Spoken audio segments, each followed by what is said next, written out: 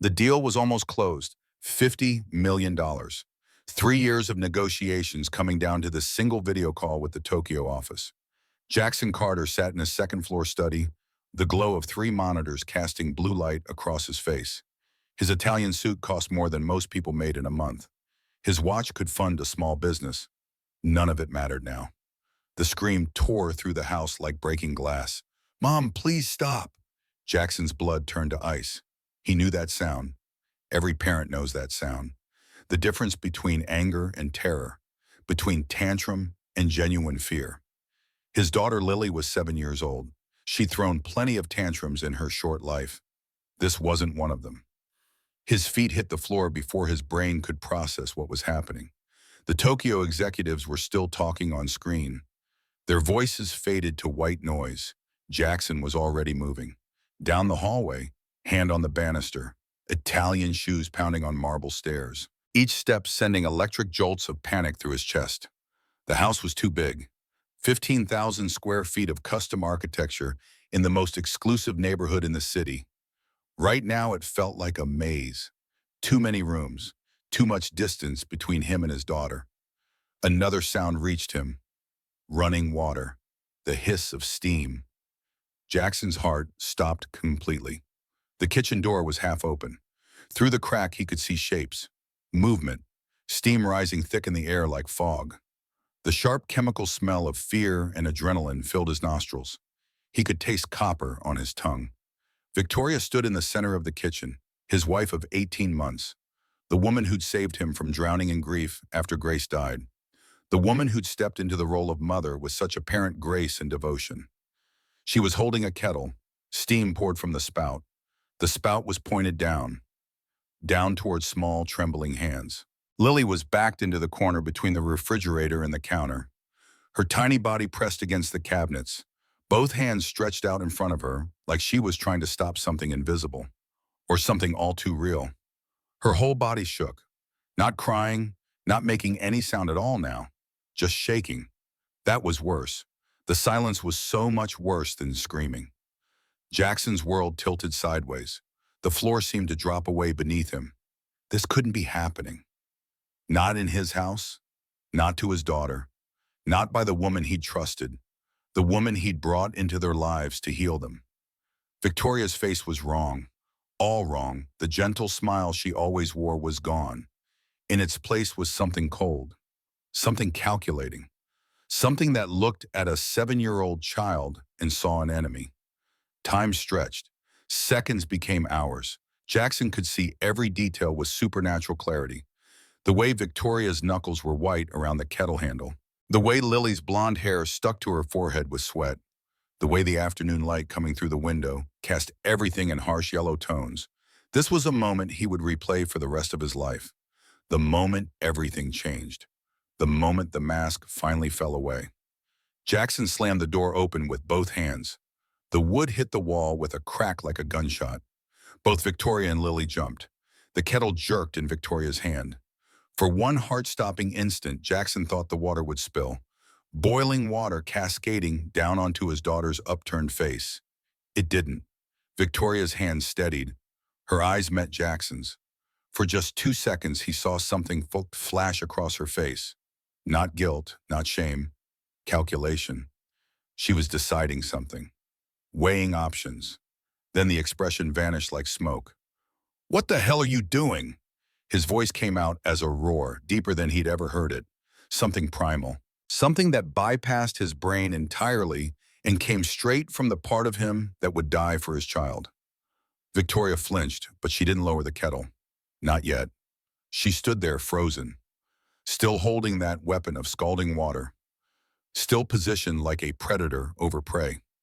Lily scrambled backward. Her shoulder hit the cabinet with a thud that made Jackson wince. Her small body shook so violently she could barely stand. She tried to make herself smaller, to disappear into the corner, to become invisible. Jackson's body moved on instinct. He crossed the kitchen in 3 long strides, reached down, grabbed Lily by the shoulders and pulled her behind him, creating a wall of flesh and bone between his daughter and his wife. He could feel Lily's fingers dig into the back of his shirt, could feel her entire body trembling against his legs. She was so small. How had he forgotten how small she was? A 40-pound child trying to hide behind her father, trusting him completely to keep her safe. A trust he'd betrayed by bringing Victoria into their lives. Victoria's face changed again. The cold calculation melted away. In its place came something softer, almost hurt. Her eyes went wide, her mouth turned down, the perfect picture of shocked innocence. Jackson, you're overreacting. Her voice was calm, so calm it made his skin crawl, like they were discussing the weather, like she hadn't just been threatening their daughter without a weapon, like the terror in Lily's eyes was something Jackson had imagined. She needs to learn, Victoria continued. She set the kettle down on the counter, slow and deliberate, making sure he saw every movement. Kitchen safety's important. I was just trying to teach her about hot water. The words sounded reasonable, almost logical. That's what made them so horrifying. The casual way she could twist reality, the ease with which she lied. Learn what? Jackson's voice came out quieter now, but it vibrated with barely contained rage. What exactly does a 7-year-old need to learn that requires you to threaten her with boiling water? Victoria's smile didn't waver. You're upset. I understand. It looks bad from your perspective. But Lily was being defiant. Wouldn't listen when I explained about the stove. Sometimes children need more visceral lessons. Behind Jackson, Lily's grip on his shirt tightened. He could feel her breathing, fast and shallow. Panic breathing. His mind was racing, replaying every interaction. Every time Lily had gone quiet when Victoria entered a room. Every bruise he'd dismissed as normal childhood clumsiness. Every time his mother, Margaret, had voiced concerns and he'd brushed them off. Every time Lily had said, "I'm fine," with eyes that begged him to see the truth. How long had this been happening? How many times had he been blind? She did it before, Daddy. Lily's voice was barely a whisper. So quiet, Jackson almost didn't hear it. But the words hit him like a physical blow, each syllable a nail in his heart. He turned slightly, careful not to expose Lily to Victoria's line of sight. What do you mean, baby? Lily's face was pale. Tear tracks stained her cheeks, but she wasn't crying now. Just staring up at him with those blue eyes, Grace's eyes, full of a knowledge no 7-year-old should have. Show me your hands, Jackson said gently. His own hands were shaking. He pressed them against his sides to hide it. Lily hesitated. Her eyes flicked past Jackson to Victoria, seeking permission. The realization made Jackson want to vomit. His daughter had been trained, conditioned to look to her abuser for approval before acting. It's okay, he said, voice softer. Just show me, sweetheart. Slowly, Lily extended her small hands, palms up. Jackson knelt down to her level, and there it was. On her left palm, a faint pink mark, circular, about the size of a kettle spout. Old, healed, but unmistakable. The room spun. Jackson had to put one hand on the floor to steady himself. That scar was at least a month old, maybe more. A month where his daughter had carried this mark. A month where she'd looked at her hand every day and remembered pain and fear. A month where he'd been too busy closing deals to notice. That's from the stove last month, Victoria said quickly. Too quickly. Remember, Jackson? I told you. Lily reached for cookies on the top shelf and touched the burner. It was an accident. Jackson stood up, slowly. When he turned to face Victoria, his expression must have been something terrible because she actually took a step back. Stop lying. 2 words, quiet, but they carried the weight of everything he was feeling. All the rage, all the guilt, all the horror. For just an instant, Victoria's mask cracked. Her eyes flashed with something raw, pure rage, the real her shining through. Then it was gone, replaced by tears. How can you believe her over me? Victoria's voice broke. Perfect performance. After everything I've done for this family, I gave up my career to be her mother. I've sacrificed so much, and this is how you repay me? By taking the word of a child over your wife? The tears looked real.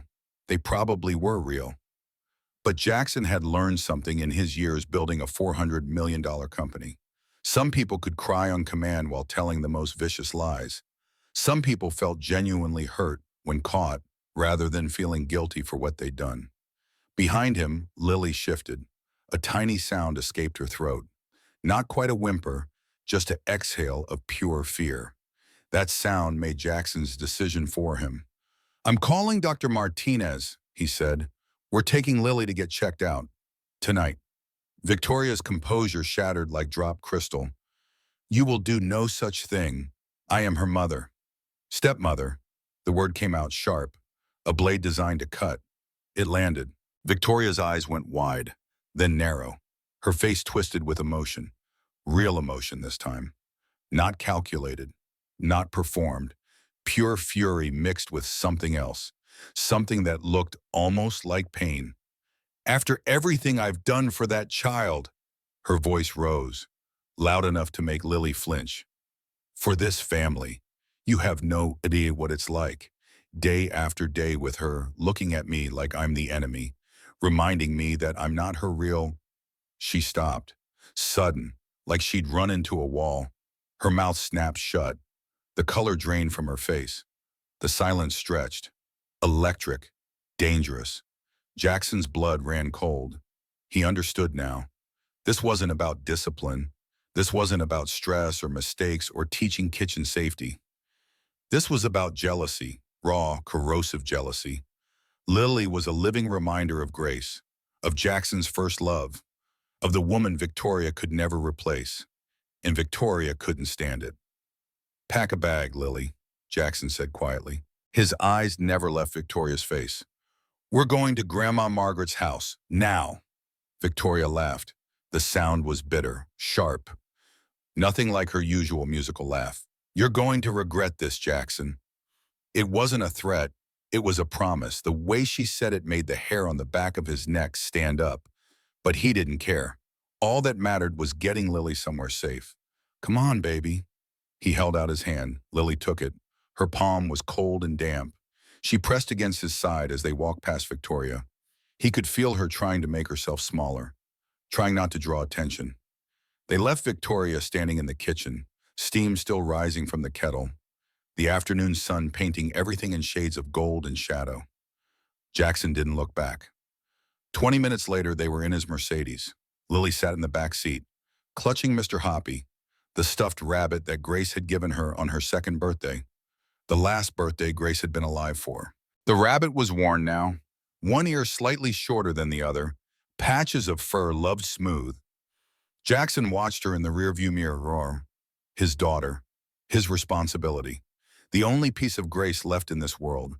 How had he let this happen? How had he been so blind? The silence in the car was complete, except for Lily's quiet sniffles. No music, no sound but the hum of expensive tires on asphalt and the whisper of his daughter crying.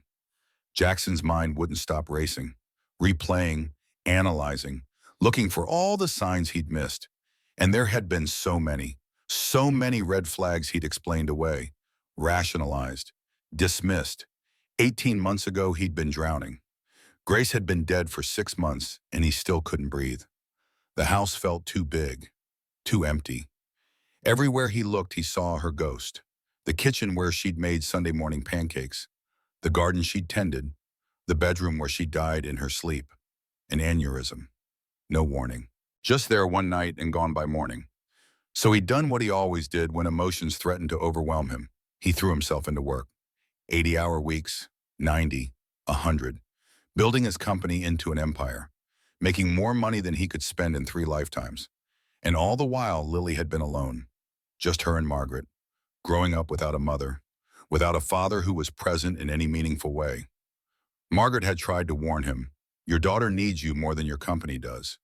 But he'd convinced himself that providing for Lily was the same as being there for her, that the lifestyle he could give her somehow made up for his absence. Then Victoria had appeared, at a charity gala for the Children's Hospital. Beautiful, intelligent, she'd sought him out, seemed to understand his pain. "I lost someone too," she'd said. "I know what it's like to try to rebuild from nothing." The courtship had been fast. Too fast, Margaret had said, but Jackson hadn't listened. Victoria had been attentive, charming. She'd connected with Lily, or seemed to. She'd made him laugh for the first time since Grace died. After 6 months, he had proposed. 3 months later, they were married. There had been signs even then. Small things. The way Victoria's smile would freeze when Lily mentioned Grace. The way she'd subtly redirect conversations away from the past. The way Lily had started going quiet around her. But Jackson had explained it all away. Adjustment period, normal step-family dynamics. Give it time. He'd been a fool. A bruise on Lily's arm. Kids are clumsy. They bump into things. A dinner where Lily barely ate. She's just being picky. Don't cater to it. Times when Lily would start to tell him something and then stop when Victoria entered the room. She's shy. That's normal. How many times had Lily tried to tell him? How many silent pleas had he missed? The worst memory hit him like a freight train. 2 weeks ago, he'd come home late from a meeting. Found Lily sitting alone in the emergency room waiting area at the hospital. 7 years old, alone. At 10 o'clock at night, the nurse had called him. They had found his number on Lily's insurance card. Your daughter came in complaining of chest pains. We need parental consent for treatment. He'd rushed over, terrified, thinking heart attack, thinking childhood cancer, thinking worst-case scenarios. It had been nothing. A panic attack, stress-induced. The doctor had seemed concerned, but Jackson had been so relieved it wasn't serious that he hadn't asked the right questions. Why was Lily at the hospital alone? Because she'd taken the bus. Alone. At 7 years old. Why hadn't she called him? Because she didn't want to bother him during an important meeting. Who told her about the meeting? Victoria. The pieces had been right there. He just hadn't put them together. In the rearview mirror, Lily's reflection caught his eye. She was staring out the window, watching the city lights blur past. Her face was pale in the streetlights. She looked so much older than 7. Something in her eyes, a wariness that didn't belong there. Daddy, her voice was small, fragile. I did something bad. Jackson's chest tightened. What do you mean, baby? I sold my toys, the ones Mommy Grace gave me. The words hit him like a punch. Jackson pulled over. Right there on the side of the road, put the car in park with shaking hands, turned to look at his daughter properly. Why would you do that, sweetheart? Lily's bottom lip trembled. Victoria said we don't have money for my doctor appointments. She said I'm expensive, that the bills are too much, so I sold my toys at school. The dollhouse, the tea set, the books. I got $127. I gave it to Victoria. She said it wasn't enough. The world stopped spinning. Jackson couldn't breathe, couldn't think. He was CEO of a $400 million company. They had more money than they could spend. He had the best insurance available, premium plans, 0 copays. There was no financial strain, none whatsoever. Victoria had lied to a 7-year-old child, manipulated her into selling the last gifts from her dead mother, made her feel like a burden, like her existence was a problem to be solved. And Lily had believed it, had taken it upon herself to try to fix it, had sacrificed the thing she loved most in the world because she thought it would help her family. Jackson unbuckled his seatbelt, got out of the car, opened the back door, pulled Lily into his arms. She came willingly, buried her face in his shoulder. Her small body shook with sobs she'd been holding back. Listen to me, Jackson said, voice rough with emotion. We have plenty of money, more than enough. Victoria lied to you. You should never have had to do that, never. Those were your gifts from your mother. You understand? Lily nodded against his shoulder. But her grip on him didn't loosen, like she was afraid if she let go he'd disappear. They stayed like that for a long moment. Father and daughter, on the side of the road, traffic rushing past, the world moving on around them while theirs had just shattered completely. Jackson made a silent vow, to Grace, to himself, to the terrified child in his arms. I'm sorry. I failed you when you were dying. I was in London closing a deal instead of holding your hand. I won't fail Lily, not again. Whatever it takes, whatever I have to do, I'll protect her. I'll keep her safe, even if it costs me everything. Margaret's house appeared 20 minutes later, a modest 2-story in an older neighborhood. The porch light was already on. The door opened before Jackson could knock. His mother stood there. One look at their faces and she knew. Something terrible had happened. Inside, Margaret said, both of you, now. She got Lily settled on the couch. Hot cocoa, the quilt that Grace had loved. The one she'd brought from her childhood home when she'd married Jackson. Lily wrapped herself in it like armor. Margaret turned on a Pixar movie, something bright and cheerful, completely at odds with the atmosphere in the house. Then Margaret pulled Jackson into the kitchen, away from Lily's hearing. "Tell me everything." So he did, starting with the scream, ending with the revelation about the toys. Margaret's face grew darker with each sentence. By the end, her hands were shaking. "I should have said something sooner." The words hung in the air, heavy, loaded.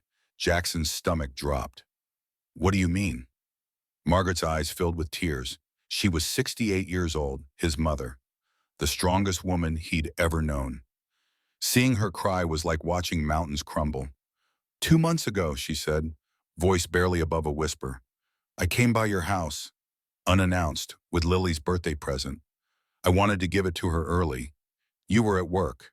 Victoria answered the door. She barely let me in, made excuses, seemed nervous. Margaret's hands trembled as she poured herself coffee. The liquid sloshed over the rim. She didn't seem to notice. "I asked to see Lily. Victoria said she was being punished, sent to her room for not finishing her homework. I heard crying from upstairs. Not tantrum crying, pain crying, fear crying. I know the difference. I raised you. I helped raise Lily. I know what a child's pain sounds like." Jackson felt his vision narrow. What did Victoria say? That Lily was being dramatic, throwing a fit, that she'd be fine in a few hours, that I shouldn't coddle her. Margaret set down the coffee cup, covered her face with both hands. "I got 1 minute alone with Lily when Victoria went to get something from another room. I asked if she was okay. She said yes.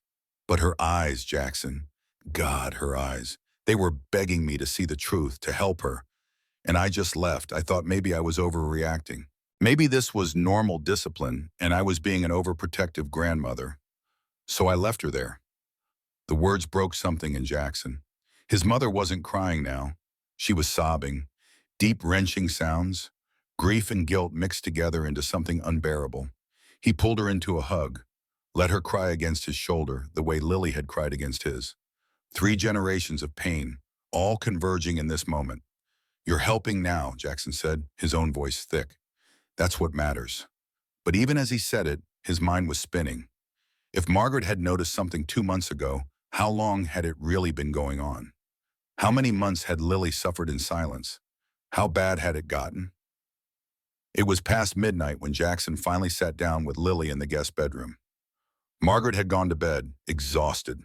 The house was quiet except for the sound of distant traffic and Lily's breathing. She was clutching Mr. Hoppy like a lifeline. Her knuckles were white against the rabbit's worn fur. She hadn't slept. Neither had Jackson. They'd both been lying in the dark, thinking, remembering, trying to process the impossible. Lilybug, the nickname he'd given her as a baby. When she'd been so small, she fit in the crook of his arm. "I need you to tell me the truth. Everything that's been happening. All of it." Lily's eyes met his. In the dim light from the hallway, they looked huge, ancient, like she'd lived 100 years and 7. "She said if I told you, she'd make sure I never saw you again." The words were so quiet Jackson almost missed them, but they landed like bombs, detonating something fundamental inside him. "What?" "She said she knows people." Lily's voice was flat, factual, like she was reciting something she'd memorized. "That she could make me disappear. That you'd think I ran away because I didn't love you anymore. Because I was a bad daughter. She said nobody would believe me anyway because I'm just a kid and she's the adult. She said if I told anyone, she'd make sure they took me away from you forever." Jackson's vision went red. Actual red, like blood had filled his eyes. His hands curled into fists. Every muscle in his body tensed. He wanted to break something. Wanted to drive back to the house and make Victoria understand what it felt like to be afraid. To be powerless, but Lily needed him calm. Needed him present. Needed him to be her father, not a weapon. He took 3 deep breaths, forced his hands to unclench. When he spoke again, his voice was gentle. "Tell me about the kettle. Today wasn't the first time, was it?" Lily shook her head, slowly, like the admission cost her something. 3 times, her voice was so small. She did it 3 times. She said I needed to learn to be grateful, that I was lucky she even wanted to be my mom, that most women wouldn't put up with someone else's kid. 3 times. 3 separate occasions where Victoria had threatened to burn his daughter. 3 times Lily had stood there terrified, believing she might die. And 3 times she'd kept silent because the alternative seemed worse. What else did she do? The floodgates opened. Once Lily started talking, she couldn't stop. Words poured out of her, a dam breaking after months of pressure. The basement. Victoria would lock her in the basement for what she called thinking time, sometimes for hours, in the dark, with no food or water. Once Lily had wet herself because she'd been down there so long. Victoria had made her clean it up herself, had called her disgusting. A baby. The dinners. Times when Victoria would take Lily's plate away. Make her sit at the table and watch while Jackson and Victoria ate. Teaching her discipline, Victoria had said. Teaching her that food was a privilege, not a right. The hair pulling. Once Victoria had grabbed a handful of Lily's hair and yanked so hard a chunk came out. There was a small bald spot now, hidden under the longer hair. Lily showed him. A circle about the size of a quarter where no hair grew. The scratches, the pinches, the slaps in places where clothes would hide the marks. The psychological torture of being told daily that she was worthless. That Grace would be ashamed of her. That she was the reason Victoria and Jackson fought. That everything would be better if she just didn't exist. And through it all, Victoria's 2 faces. The one she wore when Jackson was home. All smiles and warmth and affection. Making Lily's favorite foods. Reading her bedtime stories. Playing the perfect stepmother. Then the instant Jackson left. The transformation. The monster emerging from behind the mask. Lily had learned to read Victoria's moods. To predict when the storm was coming. To make herself small and invisible and pray that today wouldn't be one of the bad days. By the time Lily finished talking, it was 3 in the morning. Her voice was hoarse, her eyes were red. But something had changed in her face, like telling the truth had released something she'd been holding too long. Jackson's face was wet with tears he didn't remember shedding. His chest ached. His hands were still clenched despite his best efforts. He felt like he'd been beaten, physically beaten. Every word from Lily's mouth had been a blow. "I need you to do something brave," he said finally. "Can you do that?" Lily nodded. "I need you to show me everywhere that hurts, every mark, every bruise, every scar. And I'm going to take pictures so we can show people the truth, so Victoria can't lie anymore. Okay?" For a moment, Lily hesitated, old fear rising. Then something hardened in her face, determination replacing terror. Okay. It took 2 hours, 17 photographs in total, each one time-stamped, each one documented with Lily's explanation, each one a piece of evidence in a case Jackson was building without even fully understanding what that case would look like yet. A bruise on her upper arm, 4 days old, from when Victoria had grabbed her too hard. Lily had spilled milk at breakfast, and Victoria had yanked her away from the table hard enough to leave finger marks. The burn scar on her palm. 6 weeks old now, from the first time Victoria had threatened her with the kettle. That time she'd actually done it. Just for a second. Just enough to teach a lesson. Scratch marks on her shoulder blade. 3 parallel lines. A week old, from when Lily had talked back. Had said she wanted to call her daddy at work. Victoria had dug her nails in deep enough to draw blood. The bald spot, 3 months old. The hair still hadn't grown back. Might never grow back. Faded bruises on her ribs, 2 weeks old. From when Victoria had shoved her into the corner of the kitchen counter. On and on, 17 pieces of evidence, 17 ways Jackson had failed his daughter. By the time they finished, dawn was breaking outside, gray light filtering through the curtains. Lily was exhausted, pale, but something in her posture had changed. She sat straighter, met his eyes more directly. Telling the truth had given her something back. Some piece of herself that Victoria had tried to take. "Is she going to come get me?" Lily asked as Jackson tucked her into bed. "No, baby, I promise. You're safe now." "Promise? I promise on your mother's memory. Victoria will never hurt you again." Lily's eyes closed. Within minutes, she was asleep. The kind of deep sleep that comes after a crisis has passed. After survival mode finally shuts off, Jackson stood there watching her breathe. His daughter, 7 years old. She should be worried about homework and friends and what to wear to school. Instead, she was worried about being disappeared, about being burned, about being locked in the dark. His phone buzzed, a text from Victoria, then another. He looked at them with something approaching dread. The first text, "You're making the biggest mistake of your life. Come home. We need to talk." The second, arriving seconds later, "If you don't come back tonight, you'll regret it. I promise you that." Jackson stared at the words. The threat was clear. Victoria wasn't going to let this go quietly. She was going to fight. And she had 18 months of built-up cover, 18 months of playing the perfect stepmother in public, 18 months of creating a narrative where she was the victim and Lily was a troubled child. He forwarded both texts to his email, screenshot them, saved them in 3 different places. Evidence. Everything was evidence now. Then he opened a new email, addressed it to Thomas Bradford, his attorney, the man who'd handled his will after Grace died, who dealt with the prenup before the wedding, who knew more about Jackson's life than almost anyone. The subject line was simple. Emergency, need you first thing in morning. The body of the email was brief. It's about Lily. Victoria has been abusing her. I have evidence, photos, testimony.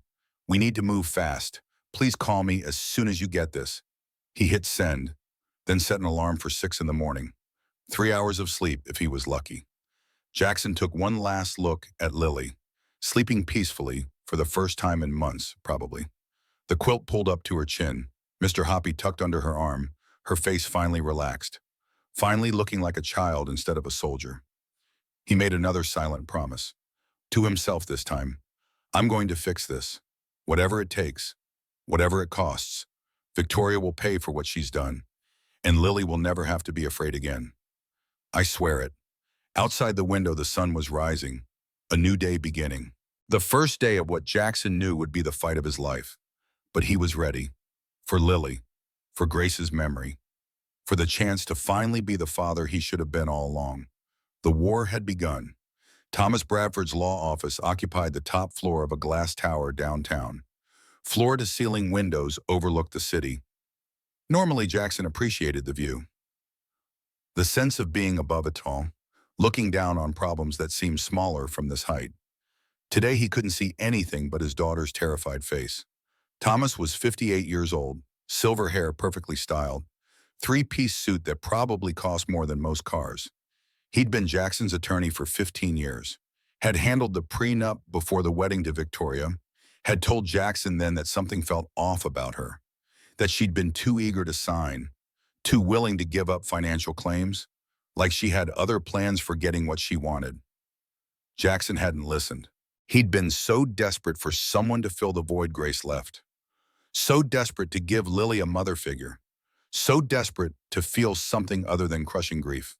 Now Thomas sat across from him at a conference table. 3 phones on the table between them. All recording. Everything was evidence now. Everything mattered. Jackson laid it all out, starting with the scream, ending with the 17 photographs on his phone. Thomas listened without interrupting. His expression never changed. Years of practice at keeping emotion off his face. But his eyes told the story. They went from neutral to concerned to horrified as Jackson talked. When Jackson finished, silence filled the room. Outside, the city hummed, cars and people and life continuing on, oblivious to the fact that his world had just ended and been reborn in the space of 12 hours.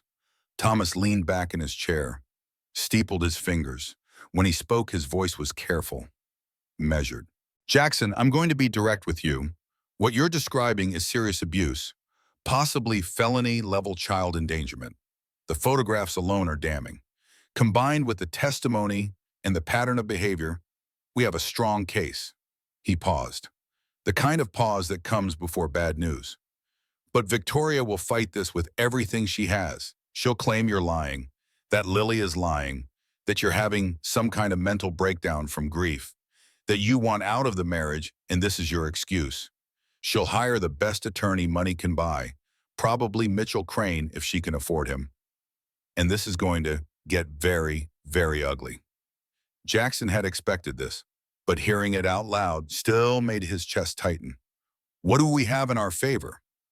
Thomas pulled out a legal pad, started making notes in precise handwriting. You documented immediately.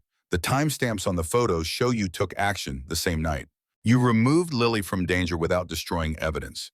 You didn't give Victoria warning or time to create a counter-narrative. You have Margaret's testimony about what she witnessed 2 months ago. You have the text Victoria sent threatening you. All of this works in our favor. He looked up, met Jackson's eyes directly. You did everything right. Now we need to move fast. The plan came together quickly. File an emergency protective order within 72 hours. Call Child Protective Service immediately. Get Lily evaluated by both a pediatrician and a child psychologist. Document everything going forward. Every conversation, every interaction, every time Victoria tried to contact them. And most importantly, no direct communication with Victoria. Everything had to go through attorneys now. Jackson. Thomas's voice took on a different tone, softer, more personal. Calling CPS is going to feel like failure, like you're admitting you couldn't protect your own daughter. But you need to understand something. This isn't failure. This is you being exactly the parent Lily needs right now. You're protecting her. That's what matters. The words should have been comforting. They weren't. Nothing could ease the guilt that sat like a stone in Jackson's chest. But he nodded anyway, because Thomas was right. His feelings didn't matter. Only Lily's safety mattered. Thomas's phone buzzed. He glanced at it, frowned. Victoria just left you a voicemail. Do you want to hear it? Jackson's jaw clenched. Play it. Thomas put the phone on speaker. Victoria's voice filled the room. Honey sweet, concerned, the perfect imitation of a worried wife. Honey, I know you're upset. I know I scared you yesterday. I'm so sorry. I've been under such tremendous stress. Work has been overwhelming. Trying to maintain the house, trying to be a good mother to Lily. I just snapped. It was wrong. I know that now. A pause, the sound of a breath being taken, then released.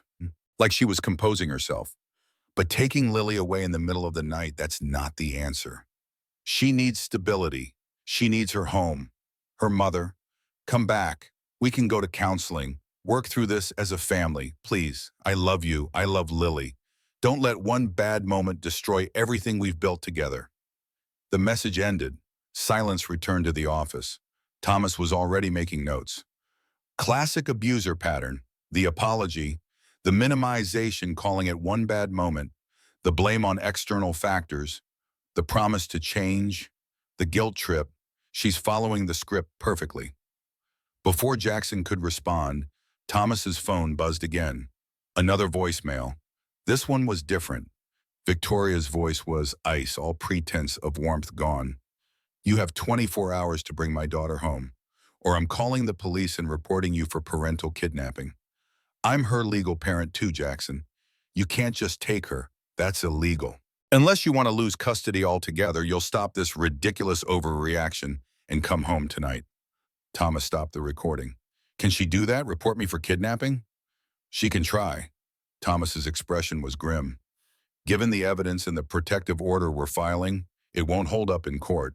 But it shows she's willing to weaponize the legal system. That she's not going to go quietly. Jackson, this woman is dangerous, not just to Lily, to you as well. 2 days later, a man named Marcus Chen sat in Margaret's living room. He was 42 years old, Asian American, 15 years with Child Protective Services. He'd seen more horror than most people could imagine.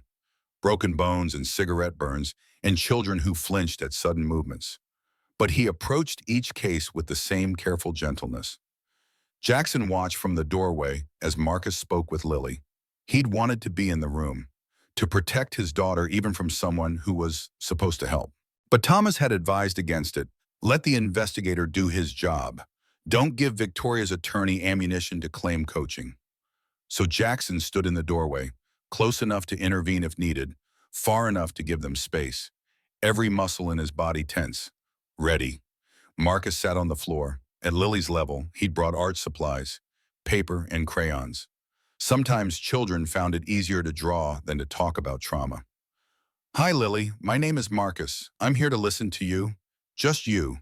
There are no right or wrong answers, and you're not in trouble, I promise.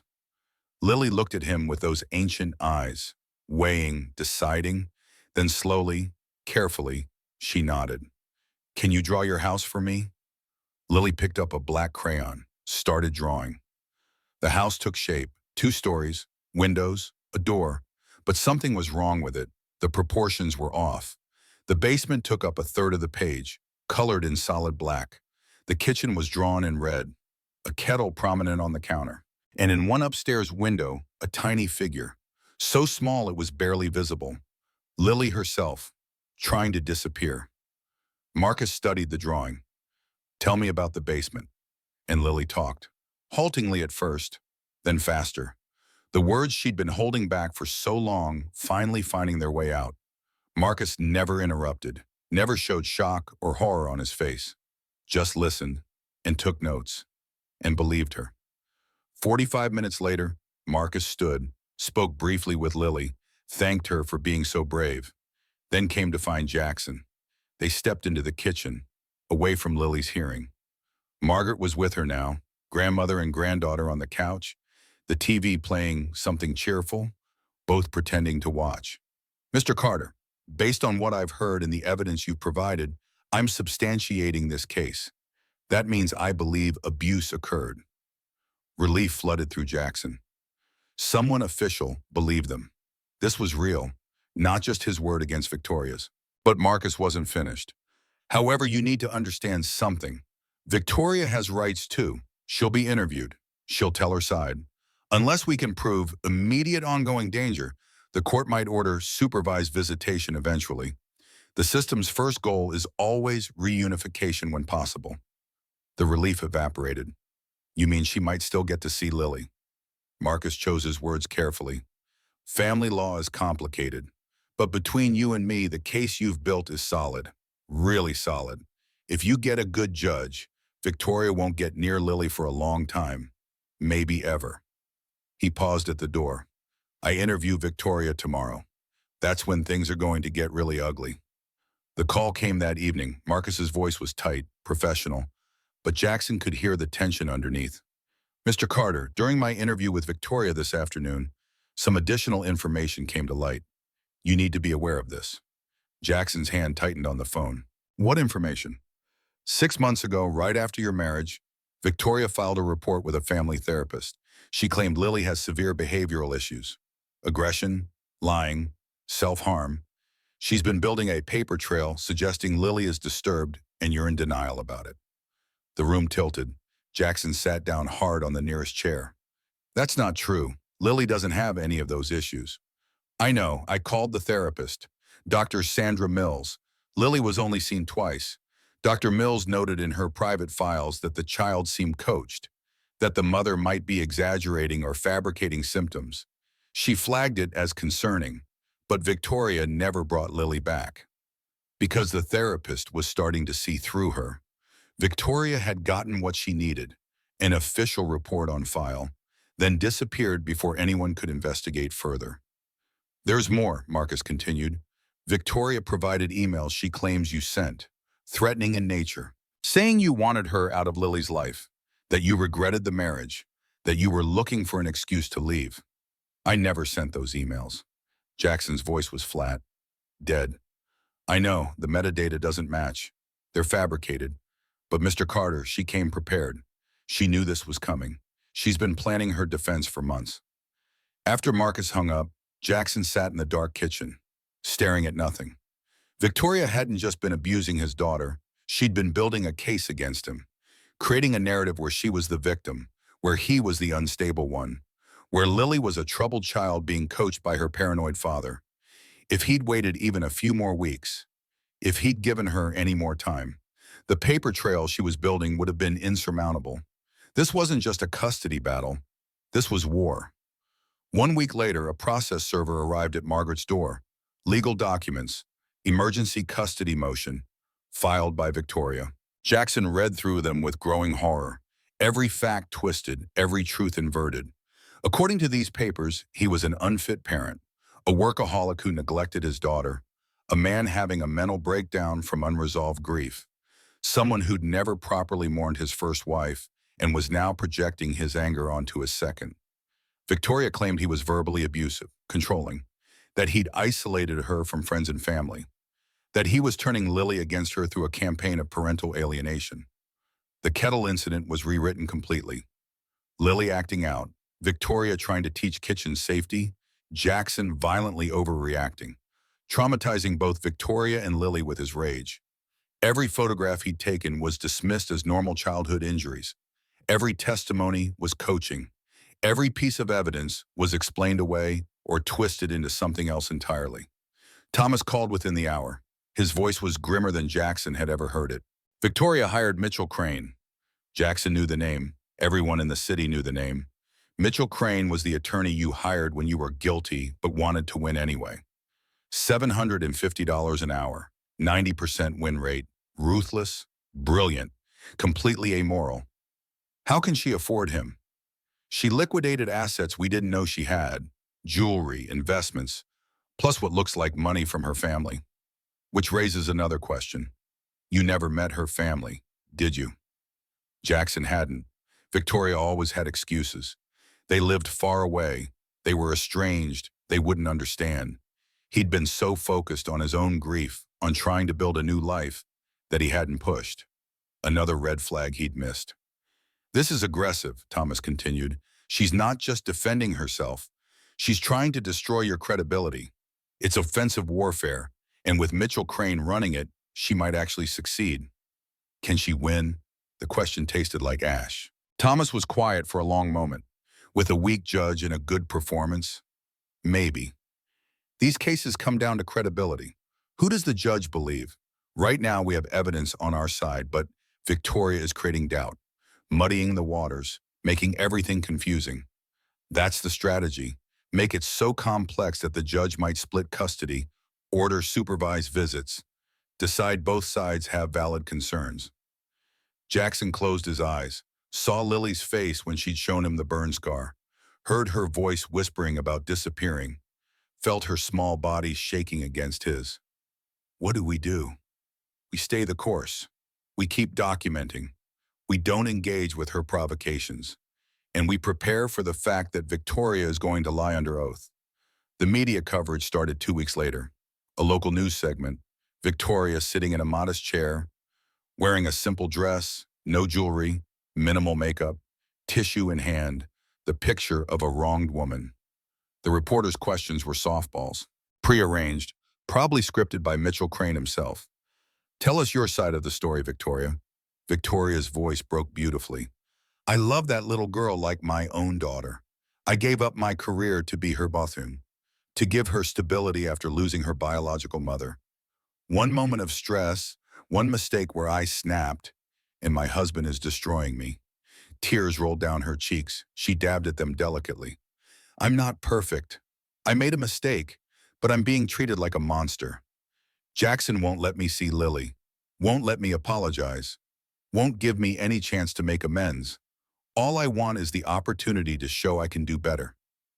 Do you think your husband is having a breakdown? The question was planted. Had to be. Victoria's answer was carefully worded. I think he's been under tremendous stress, running a $400 million company, never properly grieving his first wife. I think he's projecting his anger and pain onto me. I just want him to get the help he needs, for Lily's sake.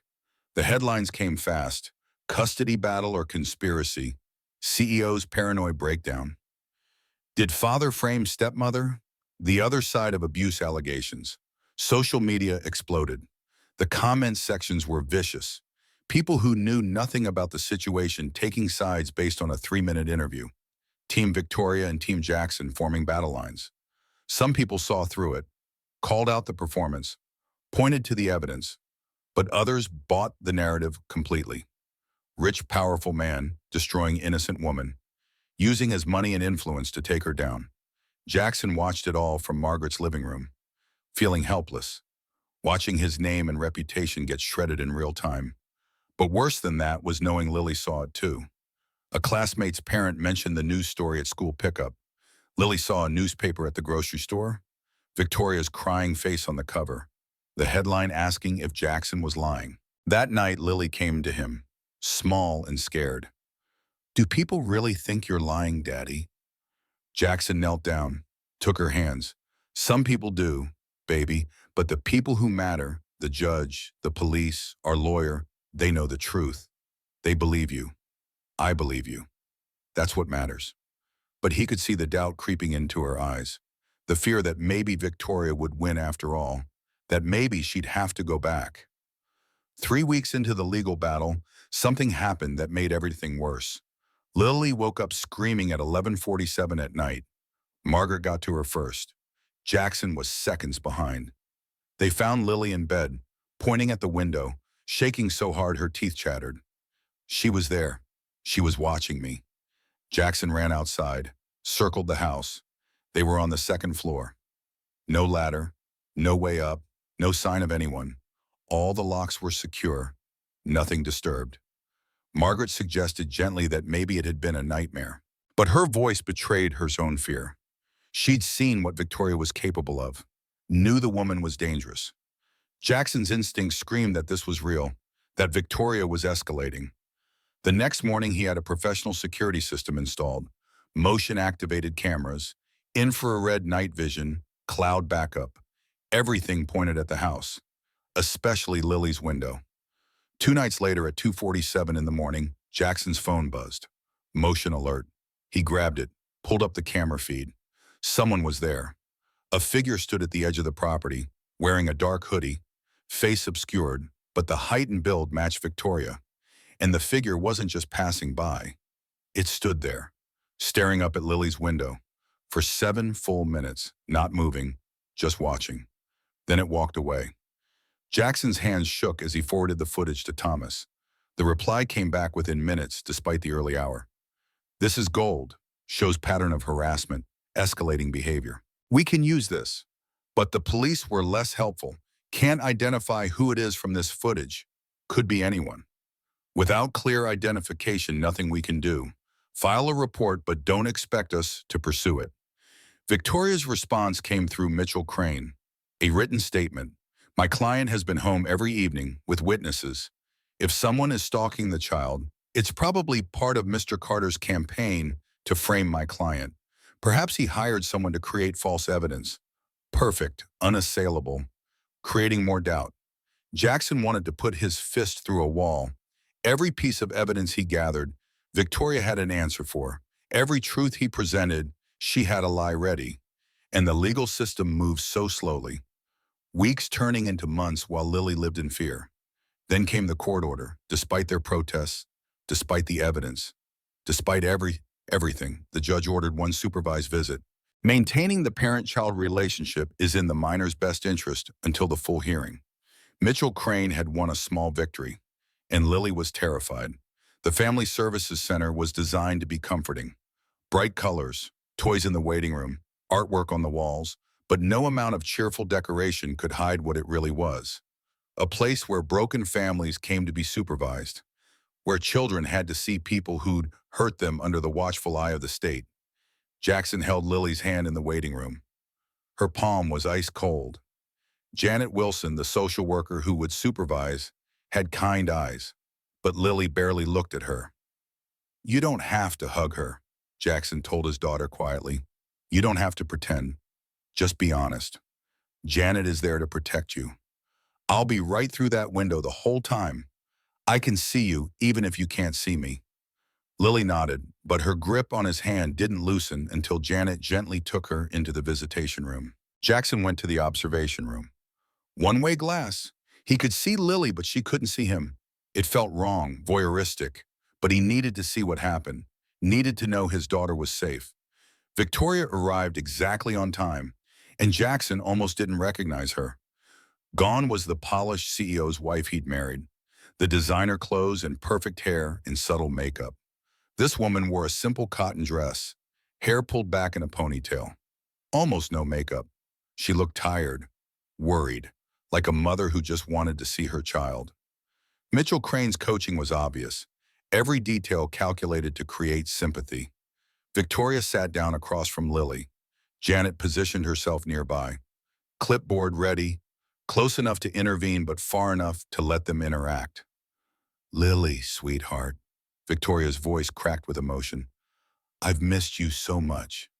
Lily didn't move from her chair, didn't speak, just stared. I know Daddy told you things about me, but I love you.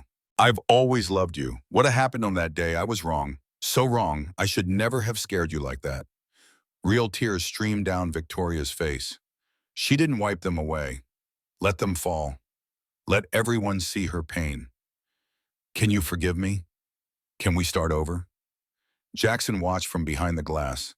His fists clenched so hard, his nails drew blood from his palms. She was good. Really good. If he didn't know the truth, if he hadn't heard the recording, if he hadn't seen the evidence, he might almost believe her. Lily's voice was small but steady. You hurt me lots of times, not just once. Victoria's face crumpled. Perfect performance. I know, and I'm so sorry. I was stressed and I took it out on you and that was wrong.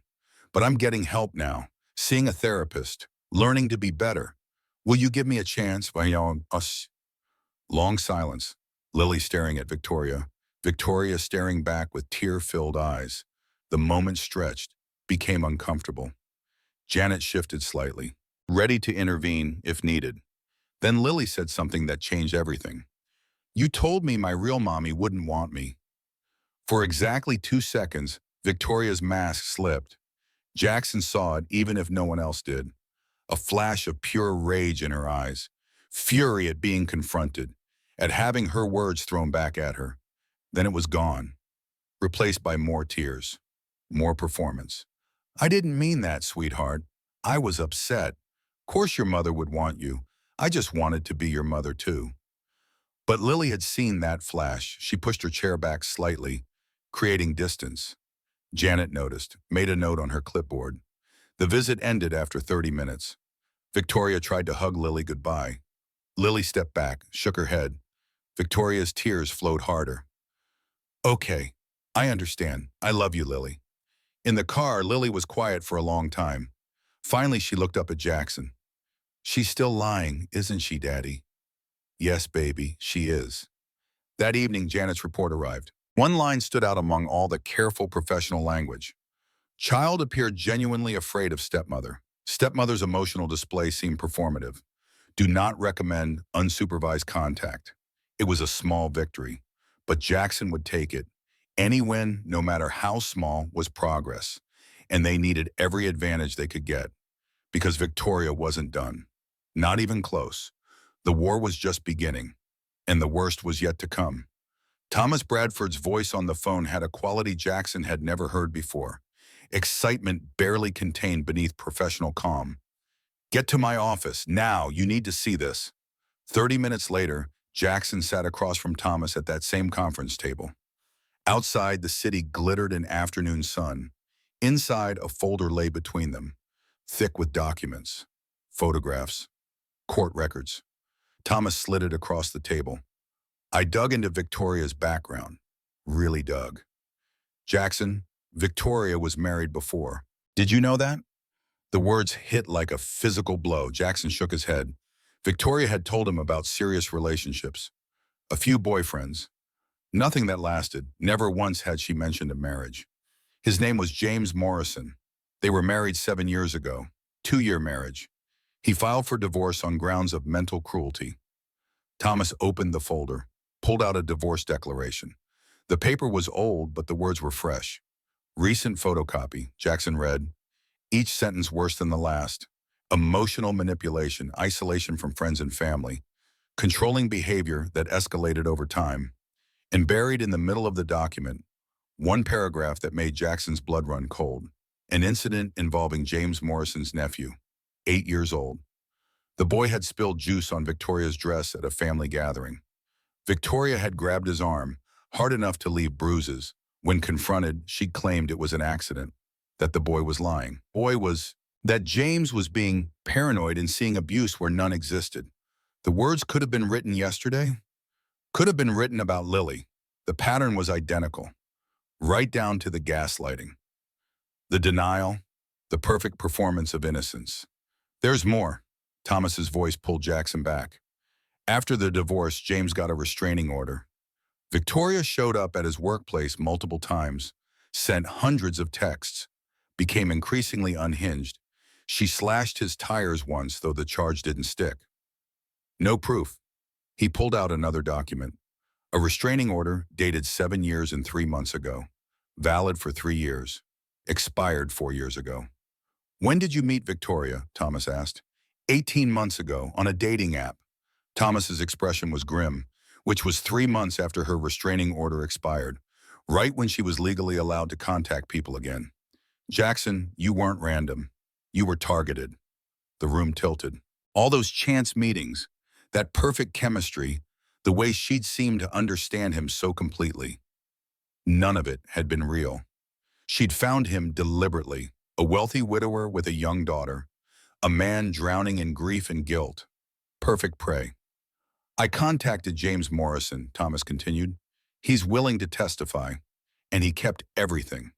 Screenshots of texts, printed emails, photos of the tire damage. 7 years of evidence that Victoria is not who she pretends to be. For the first time since this nightmare began, Jackson felt something like hope. This wasn't just his word against Victoria's anymore. This was a pattern. Multiple victims, documented history, evidence that couldn't be explained away. But Thomas's expression shifted. There's one problem. Mitchell Crane found out we contacted James. He's filing a motion to exclude the testimony, claiming it's prejudicial, not relevant since it happened years ago with a different person. Character assassination rather than evidence. The hope guttered like a candle in wind. But it's the same pattern. I know. That's why we're fighting the motion. But it's going to come down to the judge. Judge Morrison will allow it. He's good on pattern evidence. Judge Reeves might exclude it. She's more conservative, and we won't know which judge we get until the day of the hearing. Jackson slumped back in his chair. Even with this massive evidence, it might not matter. The system moved on its own timetable, made its own rules, and Victoria was always one step ahead. There's something else. Thomas's voice took on a different tone. Victoria filed a motion for an emergency custody evaluation. She's claiming Lily is being coached by you and Margaret, that Lily's statements are unreliable. She wants a neutral psychologist to evaluate the family dynamics. Lily is not being coached. I know, but this is Victoria's strategy. Throw everything at the wall, create chaos. Make the case so complex that the judge might order a full evaluation, which could take months where everything is in limbo, where Victoria can keep building her narrative. Jackson felt the walls closing in. Every move they made, Victoria had a counter. Every piece of evidence they gathered, she had an explanation. She was smart, ruthless, and she had infinite patience. What do? We stay the course. We prepare Lily for the possibility she might have to talk to an evaluator, and we pray we get the right judge when this goes to trial.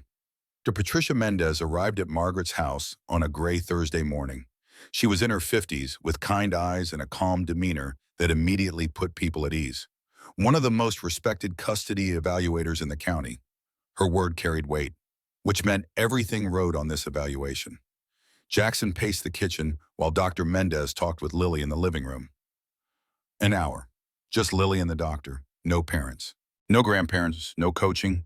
Just a 7-year-old girl telling her truth to a stranger who would decide her fate. The minutes crawled. Jackson wore a path in the linoleum. Margaret sat at the table, hands wrapped around a coffee cup. Neither of them spoke. What was there to say? Their entire world balanced on what was happening in that other room.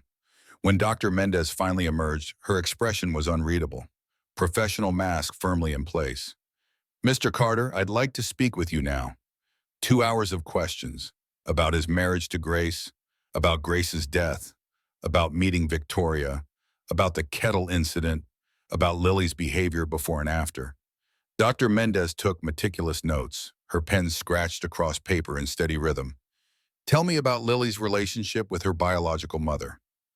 The question opened something in Jackson's chest. He took a breath, let himself remember.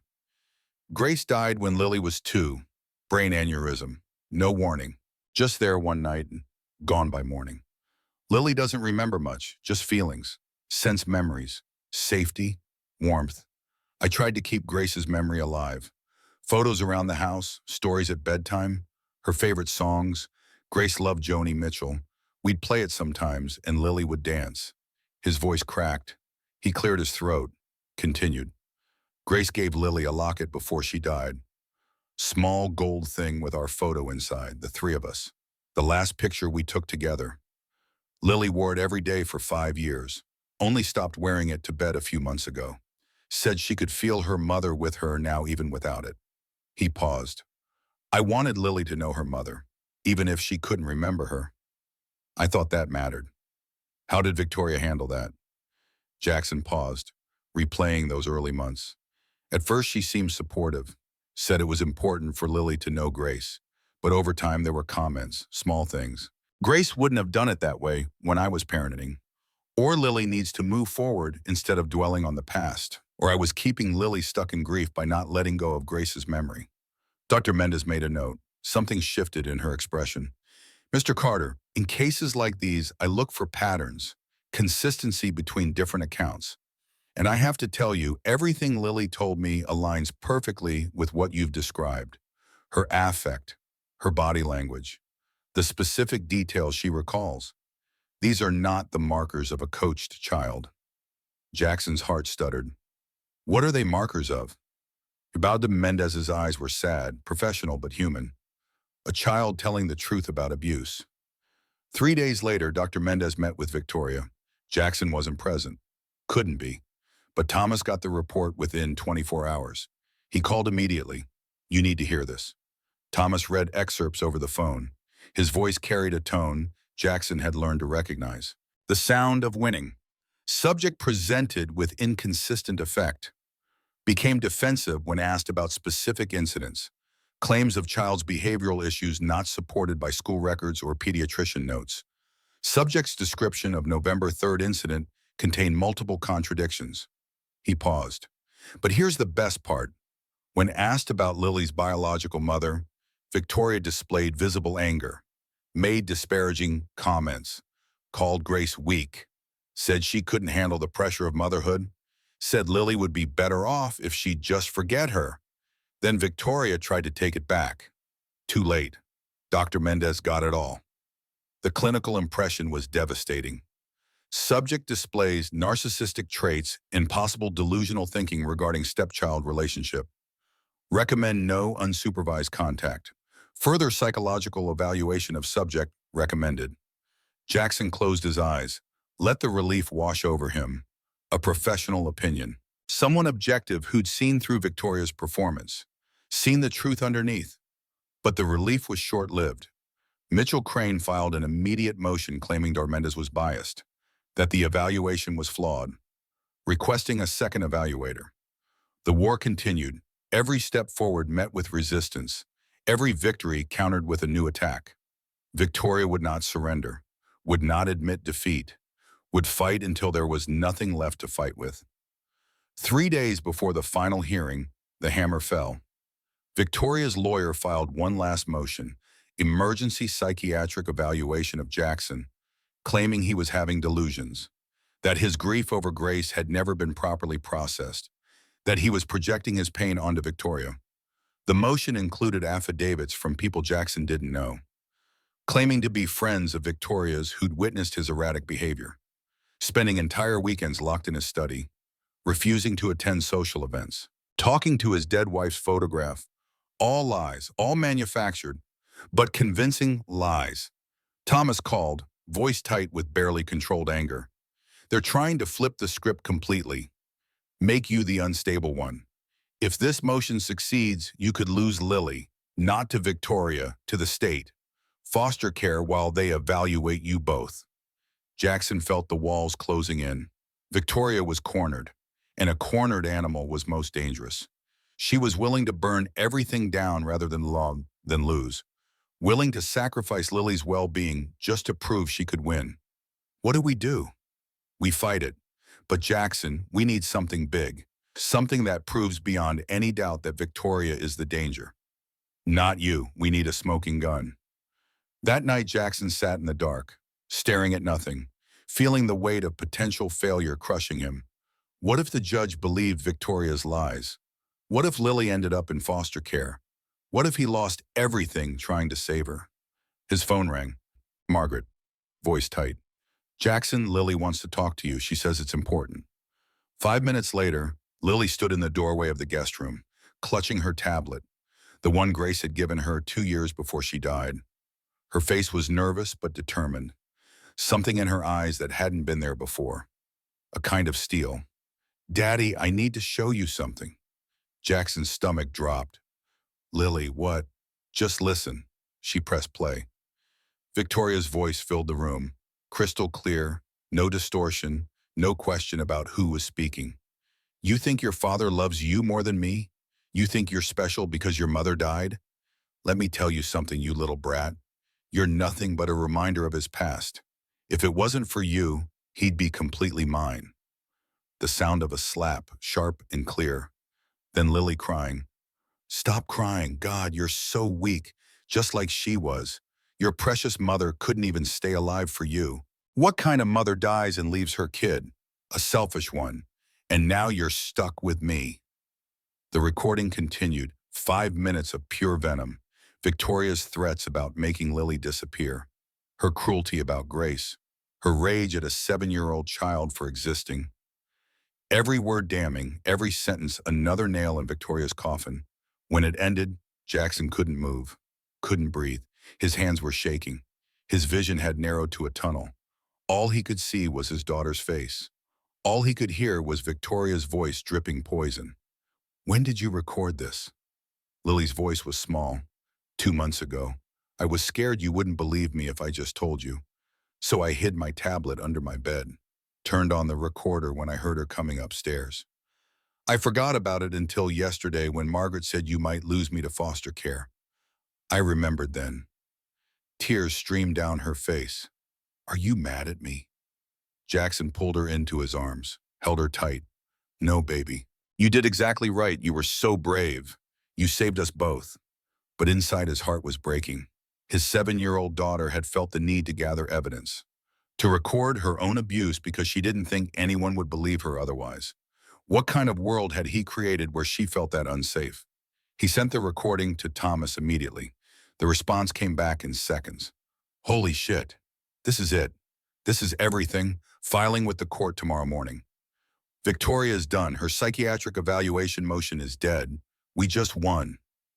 That night, Jackson listened to the recording again, alone in the dark, forcing himself to hear every word, every threat, every moment of his daughter's suffering, making himself feel the full weight of what he'd allowed to happen.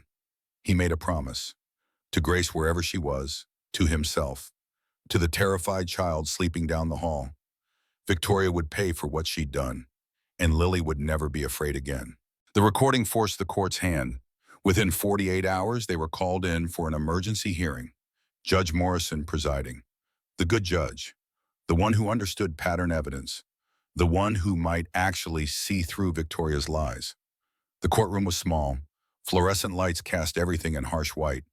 Victoria sat across the aisle with Mitchell Crane. When her eyes met Jackson's, there was no pretense left. No mask, just pure hatred. Jackson testified first. Thomas guided him through the story. The kettle, the photographs, the pattern of abuse, the stalking, everything laid out in careful detail. His voice stayed steady, factual. This wasn't about emotion anymore. This was about evidence. Then Thomas played the recording. In the silent courtroom, Victoria's voice was even more damning. Every threat, every cruel word, every moment of torture inflicted on a child. The acoustics of the room made it echo, made it impossible to ignore or explain away. Jackson watched Judge Morrison's face, saw the neutral expression shift. Professional distance giving way to genuine disgust. By the end of the recording, the judge's jaw was clenched, her knuckles white on the bench. Miss Hayes, you'll have your opportunity to respond. Victoria took the stand. Mitchell Crane did his best, tried to spin the recording as being taken out of context, tried to claim extreme stress, tried to argue that the words didn't match the actions, that Victoria had never actually hurt Lily seriously. Victoria herself played the victim beautifully. voice shaking, tears streaming. The hot water incident was an accident. I was making tea. Lily startled me. The kettle tipped. That's all. Everything else is my husband's fantasy because he wants to leave me and needs an excuse.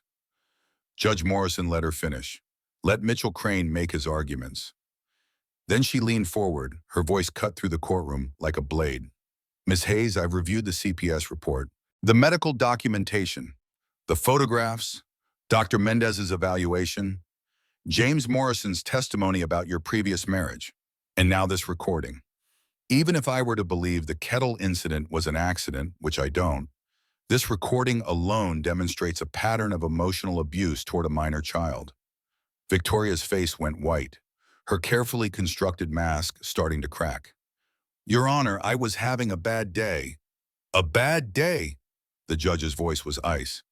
Miss Hayes, you told a 7-year-old child that her deceased mother was selfish for dying. You blamed this child for your marital problems. You threatened to make her disappear. You called her a brat, told her she was weak, said nobody would believe her. This isn't a bad day. This is systematic abuse. This is torture of a child. The gavel came down, sharp and final.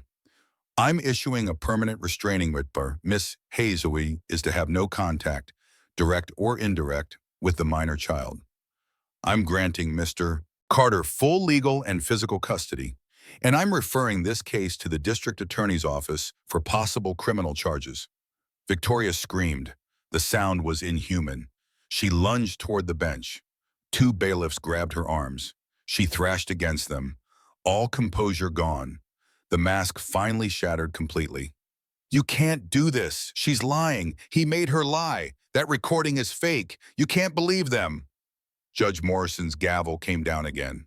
Harder. Miss Hayes, control yourself or I'll hold you in contempt. But Victoria was beyond control, beyond reason. You don't understand. He's taking everything from me. Lily is my daughter. I raised her. I sacrificed for her. And this is how she repays me? By lying? By making me look like a monster? Mitchell Crane was pulling at her arm, whispering frantically. But Victoria shook him off, her face twisted with rage. I gave up everything for that ungrateful little... She stopped herself. But too late. The words hung in the air, confirming everything Jackson had said. Everything Lily had testified to. The real Victoria finally visible to everyone. Bailiffs, remove Miss Hayes from my courtroom. Judge Morrison's voice was steel. She's in contempt. 30 days county jail, suspended on condition she immediately begins psychiatric treatment and stays away from the minor child and Mr. Carter. Victoria was dragged away, still screaming, still fighting, her eyes locked on Jackson as she passed. The look she gave him promised revenge, promised that somehow, some way, she would make him pay. Then she was gone. The doors closed. The courtroom fell silent. Thomas squeezed Jackson's shoulder. We won. But Jackson didn't feel victorious. He felt exhausted, hollowed out, like he'd been to war and survived but lost something essential in the process. Judge Morrison looked at him. Her expression softened slightly. Mr. Carter, I know this has been difficult, but you did the right thing. You protected your daughter. That takes courage, she continued. I'm ordering family therapy for you and Lily, requiring updates every 6 months to ensure her well-being. But for now, take your daughter home. Keep her safe. Outside the courthouse, the sun was setting, painting the sky in shades of orange and gold. Jackson stood on the steps, let himself breathe for the first time in weeks. It was over. Finally over. At Margaret's house, Lily was waiting. The moment Jackson walked through the door, she knew. Did we win? Jackson knelt down, took both her hands. We won, baby. Victoria can't come near you, ever again. You're safe. You're staying with me. Lily's face crumpled. She threw her arms around his neck, sobbed into his shoulder. But these were different tears. Not fear, not pain, relief, release. The kind of crying that comes when survival mode finally shuts off. Margaret was crying too.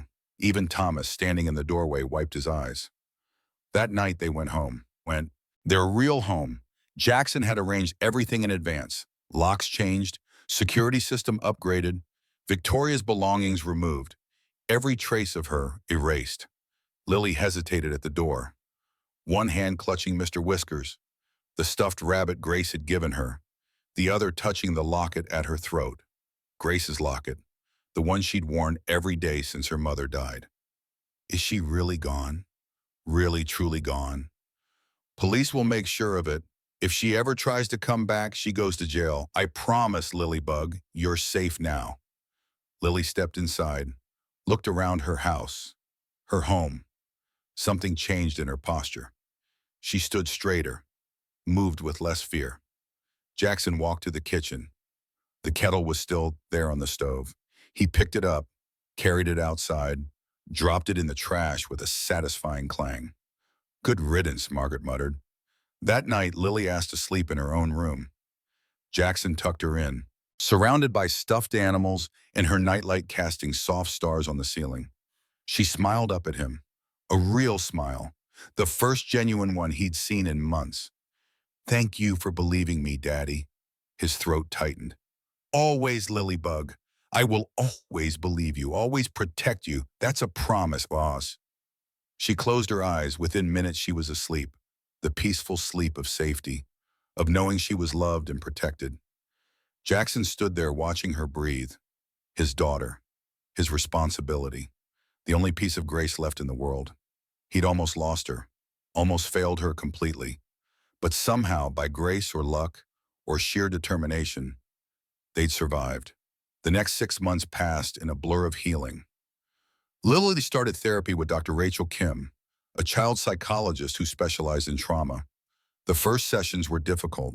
Lily was quiet, guarded, but slowly she opened up, learned coping strategies for the nightmares that still came sometimes. Learned that what happened wasn't her fault. Jackson attended his own therapy, working through the guilt that sat like a stone in his chest, the guilt of not seeing the abuse sooner, of choosing Victoria, of failing to protect his daughter. His therapist was patient. You did protect her. The moment you knew, you acted. You removed her from danger. You built a case. You fought for her. That's protection. But I should have seen it sooner. Maybe, but beating yourself up won't change the past. What matters is what you do now, how you help Lily heal, how you heal yourself. The criminal trial happened 6 months later. The DA's office had moved forward with charges, multiple counts of child endangerment, assault, criminal threats, stalking. Victoria's defense was weak, the evidence too strong, the recording too damning. The jury deliberated for 3 hours, guilty on all counts. At sentencing, a different judge looked at Victoria with the same disgust Judge Morrison had shown. Miss Hayes, you terrorized a child who'd already lost her mother. You betrayed the trust of a man who loved you. You manipulated everyone around you.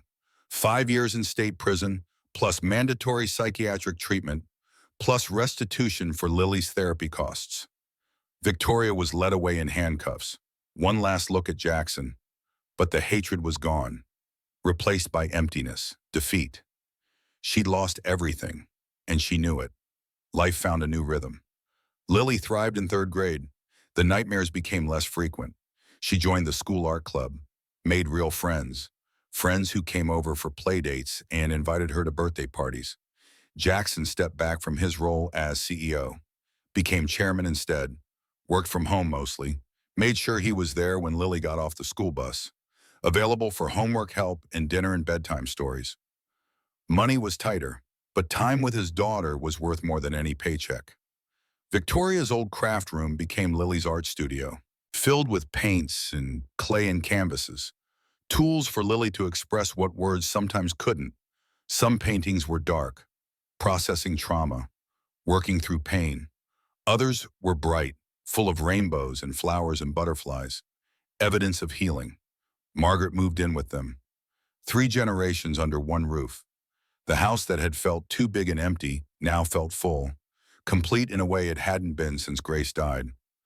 Lily's teacher pulled Jackson aside one day. I just wanted to tell you, Lily seems like a different child, confident, creative, kind to others. Whatever you're doing, it's working. Jackson thanked her, but inside he thought, I'm just being her father. That's all. Just being present. 18 months after Victoria's conviction, a letter arrived. From the prison. Jackson's first instinct was to throw it away unopened, but something made him hesitate. That evening, after Lily was asleep, he opened it. The handwriting was shaky, uncertain. So different from Victoria's usual precise script. The letter was brief, an apology of sorts.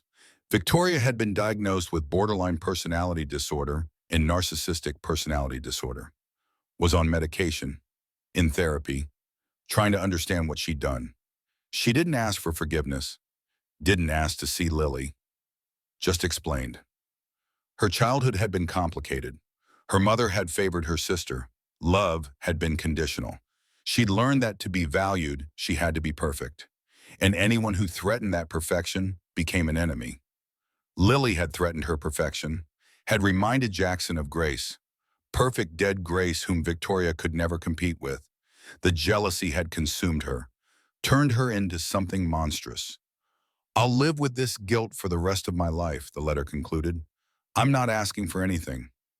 Just wanted you to know I'm sorry, for whatever that's worth. Jackson read it 3 times, trying to figure out how he felt. Anger, yes, but also something else. Not forgiveness, but maybe the smallest seed of understanding.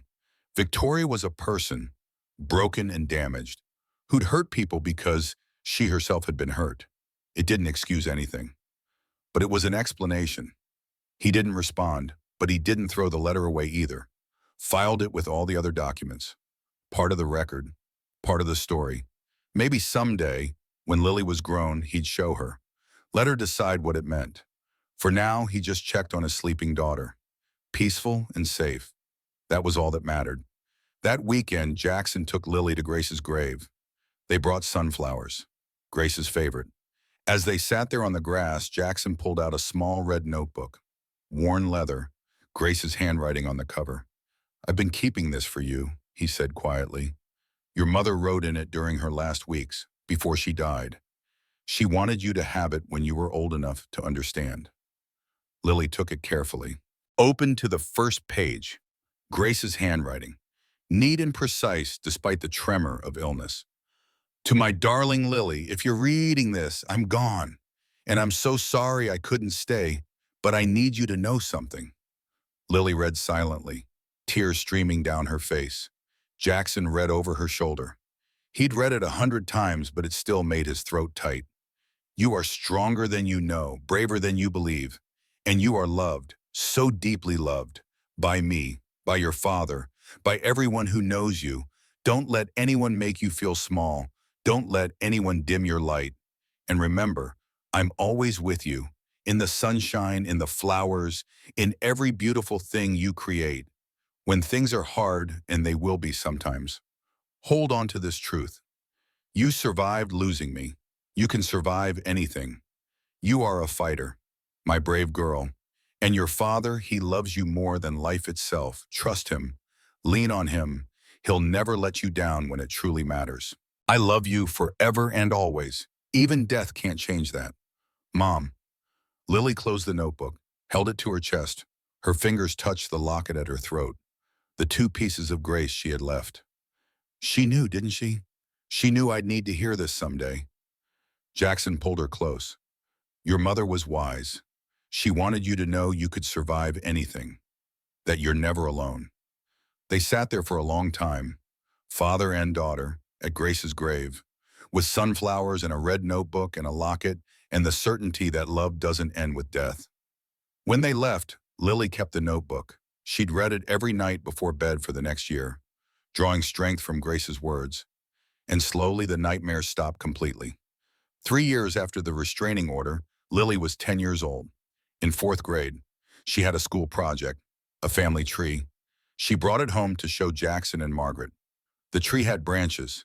At the top, Grace, Mom in heaven, gave me life and love. Jackson, Dad, kept me safe. Margaret, Grandma, always believed me. And at the bottom, a smaller branch, separated from the others. Victoria, taught me I'm stronger than I knew. Jackson's eyes filled with tears. Lily Bug, this is beautiful. Lily was matter of fact, wise beyond her years. Teacher said the family tree is everyone who shaped you. Victoria shaped me, not the way she wanted, but she taught me I could survive, that there are people worth trusting. She pointed to Jackson and Margaret, like you guys. That night, tucking Lily into bed, Jackson watched her read a book about famous artists. She wanted to study Frida Kahlo.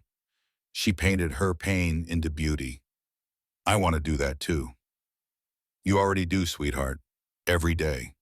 He turned off the light, left the door cracked, night light glowing. No more nightmares, no more fear, just dreams now. Good dreams. Jackson glanced at Lily's nightstand. Grace's locket sat there next to the red notebook, both glowing softly in the nightlight. Lily had told him last week she didn't need to wear the locket to bed anymore. She could feel her mother with her now, even without it. That was when Jackson knew. Lily had truly healed. In the hallway, Margaret was waiting. She took his hand. Grace would be so proud of you both. Jackson looked back at Lily's door. The soft glow of light, the sound of peaceful breathing. They'd won. Not just in court, not just against Victoria. They'd won something bigger. The right for Lily to be a child again. To feel safe, to heal, to dream. And in the end, that was all that mattered. Years from now, when Lily was grown, she would look back on this time. Remember the darkness, but also the light. Remember the fear, but also the bravery. Remember losing safety, but also finding it again. She would remember a father who finally showed up, who fought for her, who chose her over everything else. She would remember a grandmother who believed her, who gave her shelter when she needed it most. And she would remember a mother in heaven, whose words in a red notebook gave her strength when she had none left, whose locket around her neck reminded her she was loved, whose memory proved that love transcends even death. The war was over. They'd survived, and life finally could begin again. Grace would have been proud.